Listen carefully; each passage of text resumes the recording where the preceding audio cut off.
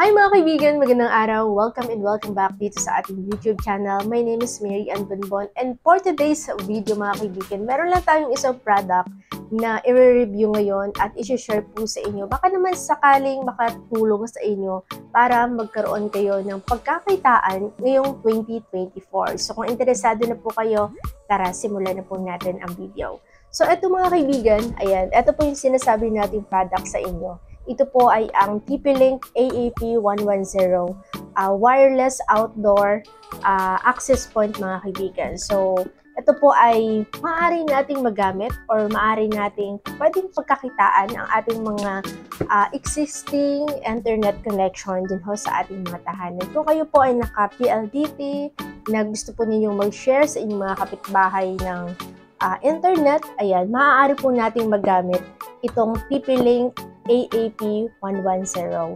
So, ito mga kaibigan ay parang piso Wi-Fi din siya. Pero yung pinagkaibahan lang dito, ito po ay voucher type ang ating ibebenta doon sa ating mga consumer or sa bibili sa atin ng voucher. Okay? So, pwede rin tayo may generate doon ng halimbawa 1 hour, 2 hour, 3 hours, 1 day, 3 days, at 1 month. Okay? So, pwede po tayo mag-generate doon mga kaibigan. Okay, so eto kapag binili po natin sa isang shop ay ano na po, plug and play na po siya. Ibig sabihin, gagamitin na lang po natin para makapag-start na po tayo ng ating business. Okay?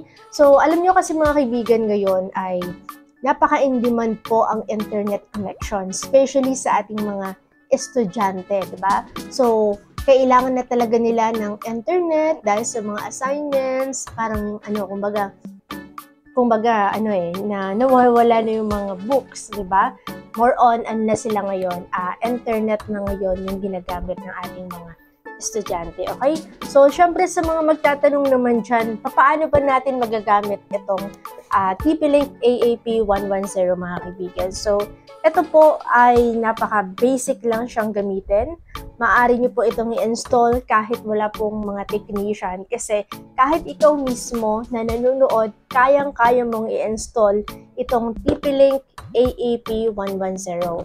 So, pagbukas mo ng box na ito mga kaibigan, ay meron kaagad siyang kasamang manual.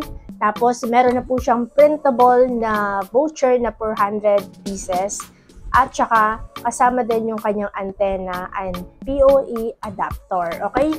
So, kailangan lang po natin ng internet cable para ma-connect po natin yung AAP110 mga kaibigan. So, kung gusto niyo na gawan po natin ng video, yung kung paano siya i-install, pwede ho natin siyang gawan ng video. Kasi for now guys, hindi ko pa siya mapapakita sa inyo kasi nga naikabit ko na siya. Nakalimutan kong mag-video guys. Gusto niyo mga kaibigan, gagawan din po natin ng step-by-step tutorial kung paano siya palitan, paano tayo mag-generate ng sarili nating pangalan. Kung halimbawa gusto natin ng pangalan natin, halimbawa Mary Ann Piso Wi-Fi. So, yun yung ituturo po natin sa inyo. At tuturuan ko din kayo kung paano tayo mag-create ng unlimited na voucher mga kaibigan. So, kaya, kumbaga, ano na talaga, kung gusto niyo na makatipid, na magkaroon kayo ng piso Wi-Fi, pwede na kayong mag-start dito sa ano na to, sa TP-Link AAP110 mga kaibigan. So, eto,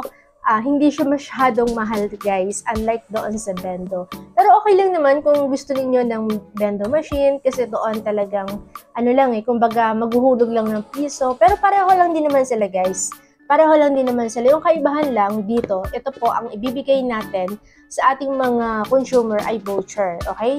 So, kayo lang din bahala kung magkano bigay ninyo ng voucher ninyo. At nasa sa inyo po yan. Madali lang po siyang i-assemble at madali lang po siyang ikabit.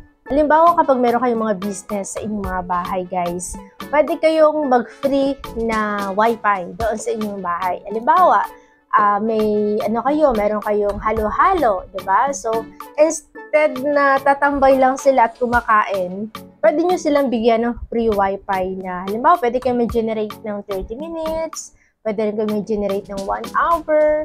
Okay, so medyo matagal na yun, di ba, sa pagkain ng halo-halo yung 1 hour. Pero kung gusto niyo i-free, pwede rin naman, di ba? So at least, dagdag encouragement din yun sa inyong mga possible client dito sa ating Piso Wi-Fi. Okay? So, napakadali lang talaga nito guys i-install at napakadali lang din naman siyang ikabit. Okay? So, alam ko kahit elementary kayang ikabit itong item na to. Hindi ko siya mapapakita sa inyo ulit guys kasi nga ikabit na natin. So, ayan. Pagkabukas ninyo ng box guys, ayan. Pagkabukas ninyo ng box, ayan, meron siyang kasamang manual eh. Ayan, may manual, tapos, ayan, wala na kasi guys eh, naikabit ko na eh. Next video natin, ipapakita ko natin sa inyo, okay? So, kasi ililipat natin siya, yung ating antenna.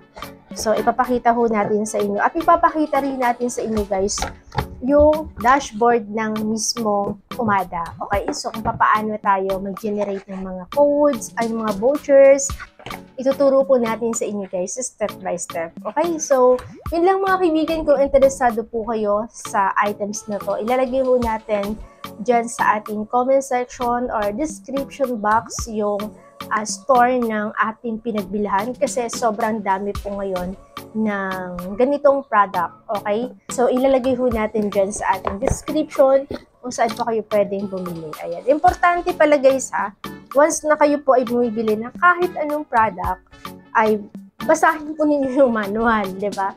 So, dito tayo makakakuha ng mga ideas or karagdagang kaalaman kung paano siya i-set up just in case na hindi natin ma-follow yung instruction. Okay? So, napaka-basic lang talaga nito guys. Kaya kung ako sa inyo, pwede na po kayong bumili nito for starting your own business. Diba?